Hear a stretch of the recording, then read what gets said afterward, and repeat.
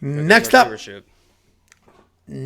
at UFC 288, we have another insane line movement fight. We have Kennedy Nzechukwu taking on Devin Clark. Kennedy Nzechukwu is 11-3 overall, 3-2 in his last 5. He's coming off that knockout win over Jan Kutalaba. He's taking on Devin Clark, 14-7 overall, 2-3 in his last 5, coming off a wrestling win over Da Un Jung. And Devin Clark is a solid grappler, right? He's got well-timed striking. He doesn't really have the best chin. We have seen him have some issues in the past with his chin, but he has solid footwork, heavy hands. He does look to crowd his opponents. He wants to take him down. Once he takes you down, he's just looking to bomb away. He's not looking for submission. He's looking to get a stoppage there. He is coming off that grinding win over Da Un Jung, where he did get 3 takedown attempts, but he was 3 for 11. So the takedowns weren't quite as easy. That was a surprising victory, too. I think he was a pretty big dog in that matchup, if I remember correctly. Yeah. He's taking on Kennedy Nzechukwu, who's a long, powerful guy. He's got solid takedown defense at 80%. And, famously, he's never out of a fight. There's several fights that he has been behind on the scorecards and then gets that knockout and gets it done. He actually just did it against Jan Kutalaba. Granted, it was in the second round, but he lost the first round on all 3 judges' scorecards. And that keeps happening to him because he's gun shy. He just doesn't let his hands go. He'll wait. He'll back up. He'll wait.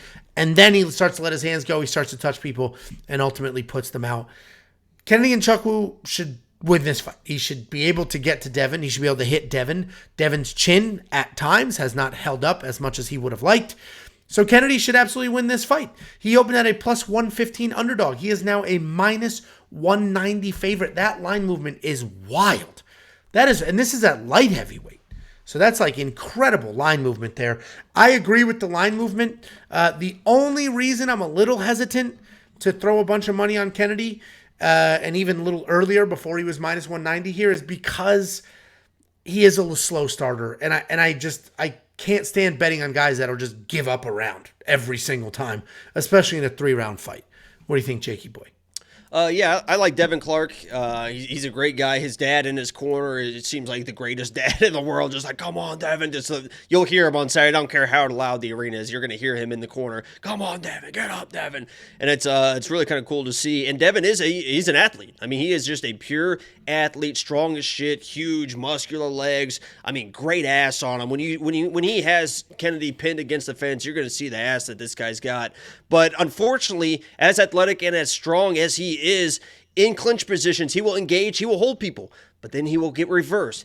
In takedowns, in scrambles, he will take people down, but then you can see him getting reversed. And Kennedy is a guy that you can see has made improvements in his takedown defense. If he gets taken down, he doesn't panic. He's been getting back to his feet a little bit easier, and he's even kind of reversing positions and trying to get takedowns of his own in trips. And being the tall guy, he can kind of get up underneath, double underhooks, and maybe take down Devin Clark, because Devin Clark is susceptible to takedowns as well. But if you're Devin Clark, this has got to be the most boring fight ever. I mean, you have to hold him against the fence. You have to hold him on the ground for 15 minutes, because if this dude gets space against a guy like Devin Clark, he's just going to overwhelm him. And that's what Kennedy does to people. He's just so long and just kind of lulls people to sleep, right? Because as you mentioned, slow starter. It's like he's not doing anything. He's not doing anything. You think he's good. And then all of a sudden it's like boom. And it's like pop, pop, pop. And he's hitting you with a 3-4 piece combo. And then you're stunned. And then he just puts you away. And I think that's what happens here. Devin Clark's going to close the distance early, have some success. Kennedy's going to turn him against the cage, disengage, and just kind of stay on him,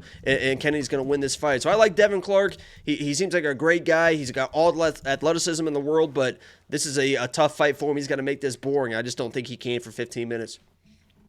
I hear you. Like I said, the only reason I'm not all in on Kennedy is he does give up rounds.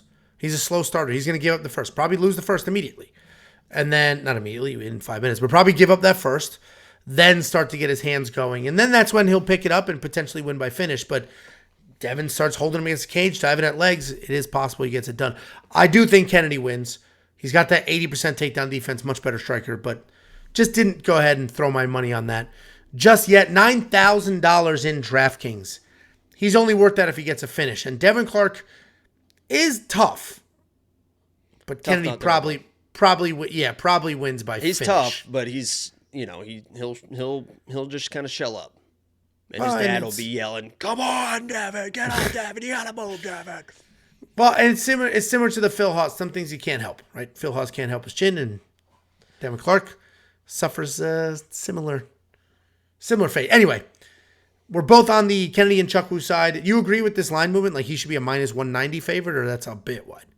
I think it's getting a little bit too wide. Minus 175 seems like a comfortable number. Yep.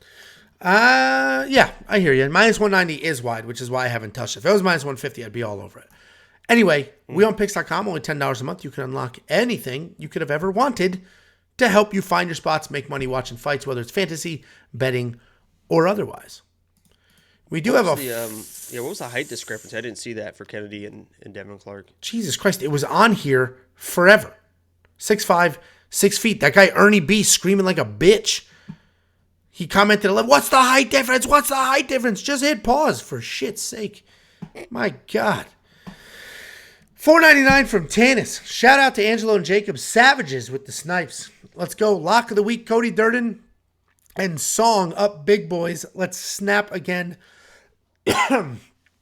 Sign up, premium membership, Flex Lock.